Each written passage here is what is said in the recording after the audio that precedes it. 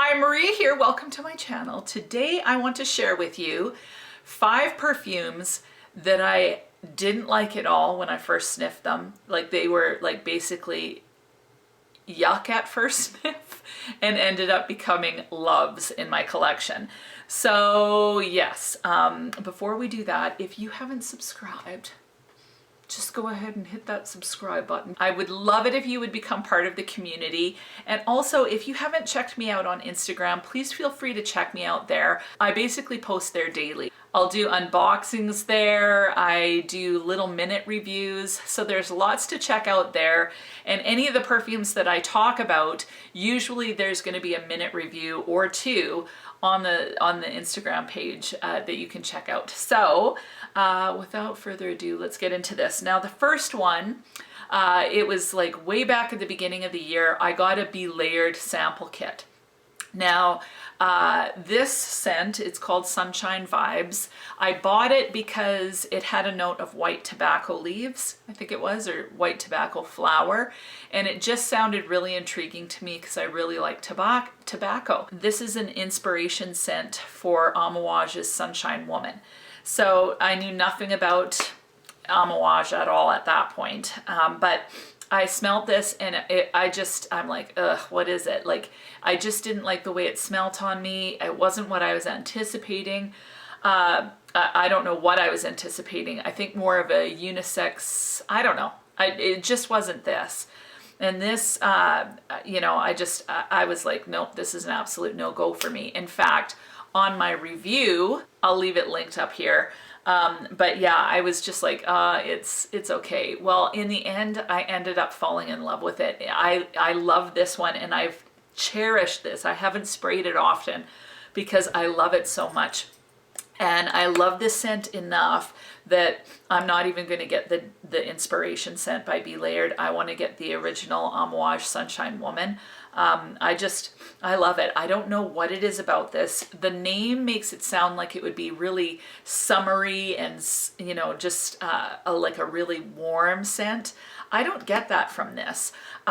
What it smells like, there's osmanthus in it and the tobacco leaf, and so it smells a little bit like peachy, a little bit.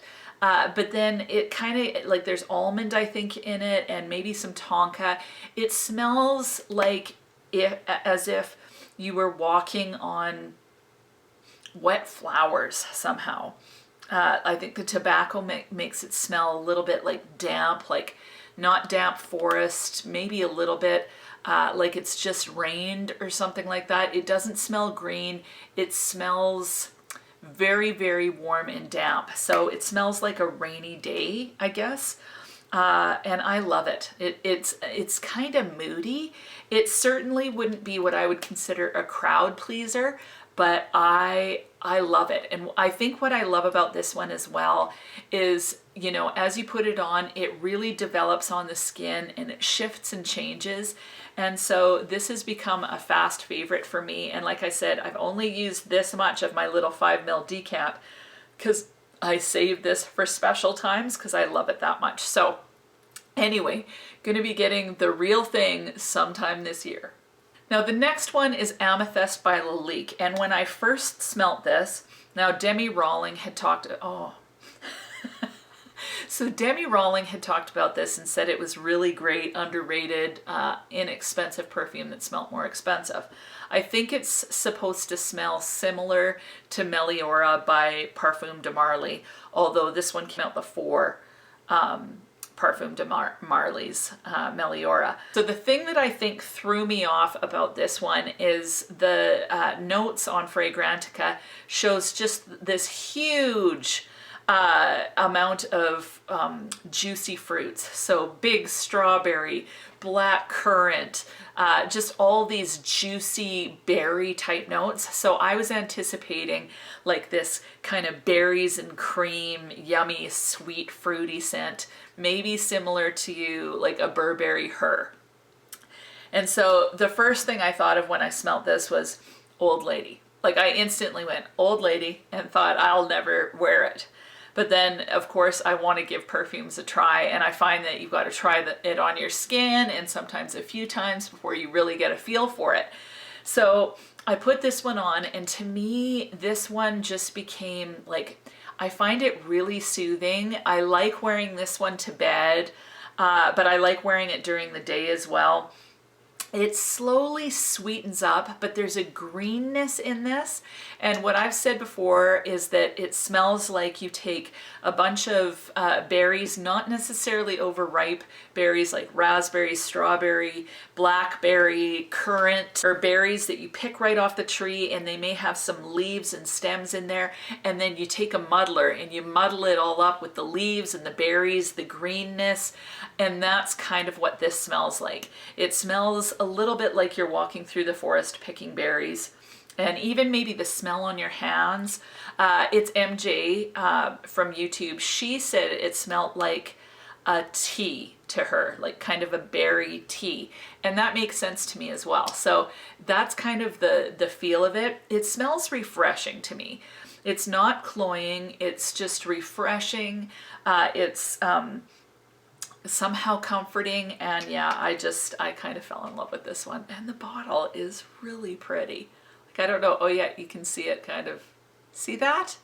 Like, it's got all these like swirlies with little blackberries or something like that on it. And so the bottle's pretty, but I really, really enjoy this scent.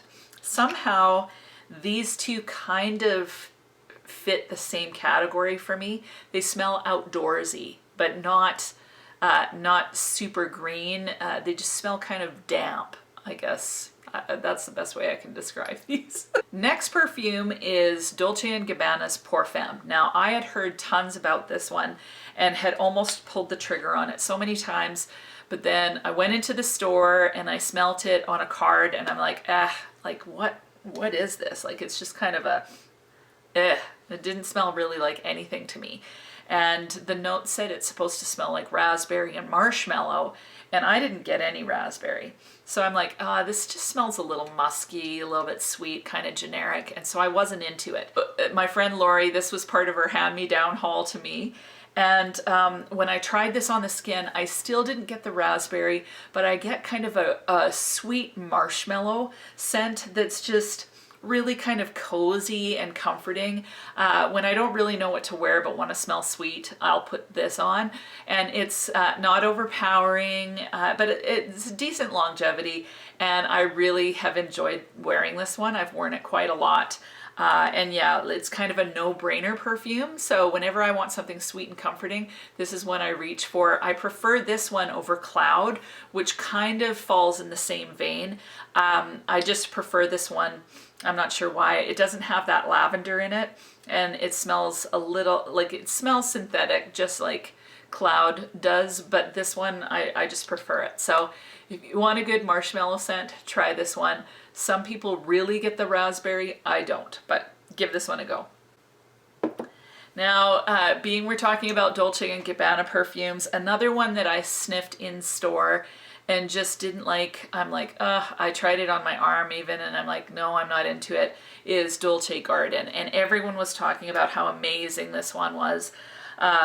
And I was just like not into it. And so I got this one and I'm like, oh, whatever. Didn't try it for quite a while. It was another one that Lori gave me. Didn't try it for the longest time. And then I thought, oh, I'll just give it a go.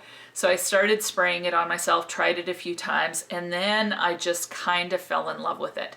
So it's a little bit waxy, it's a little lactonic, there's that coconut note, it's got the florals, it smells kind of tropical, and then it's got this musk. So I find this one lasts quite a long time, on my skin at least. It's very feminine and kind of flirty.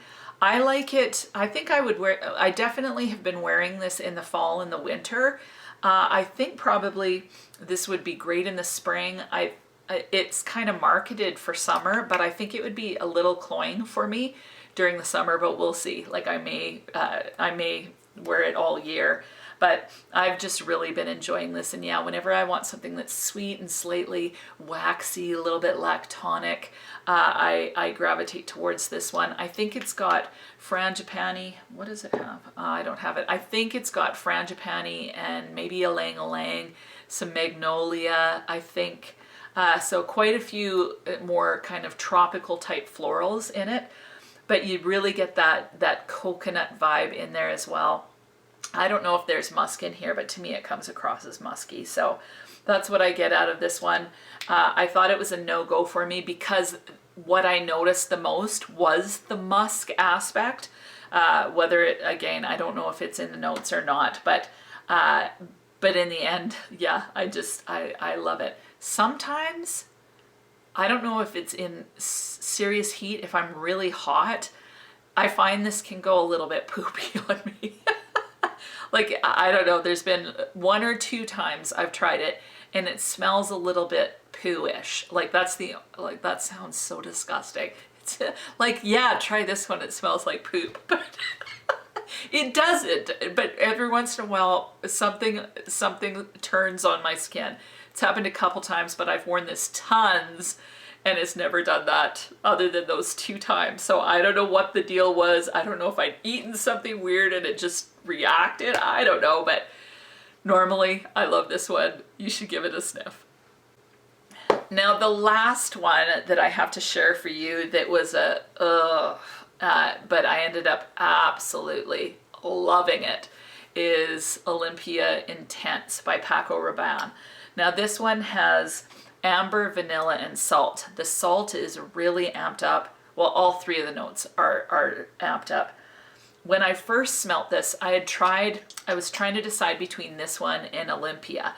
So I had Olympia on one arm, Intense on the other. And the Intense just smelt so sickly sweet for some reason. I just couldn't get into it, and it smelled so salty, and I'm like, no, this is not for me. So I left it.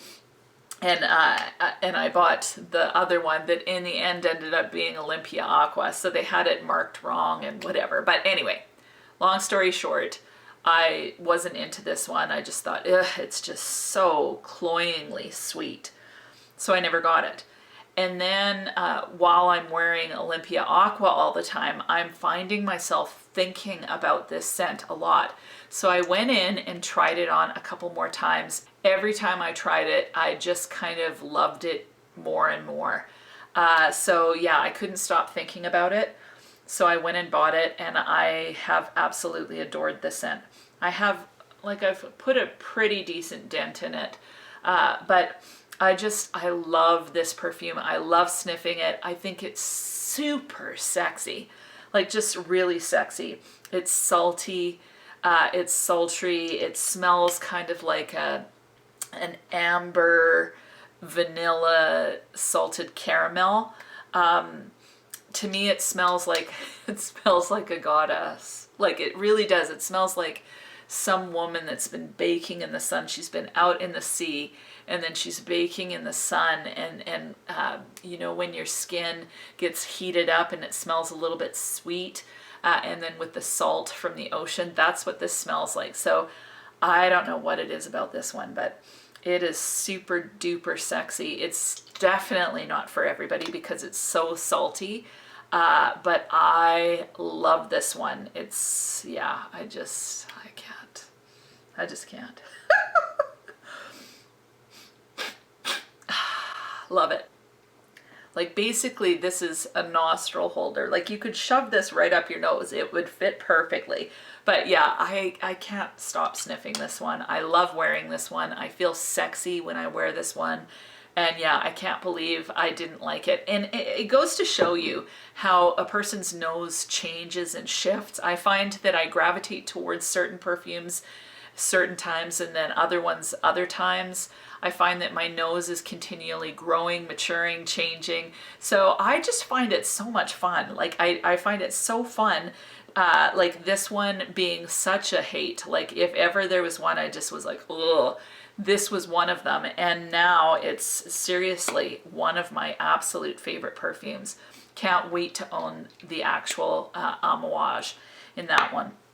So anyway, those are kind of my big surprises in 2020 of perfumes that I didn't like. I didn't like them on the card, but on my skin, and after trying them for trying them for a while, I found myself falling in love with them. So I want to encourage you to, like, if there's a perfume that's challenging for you, to keep trying it, because you never know, you might actually fall in love with it. So That's it. Hope that you enjoyed, and we'll talk to you soon.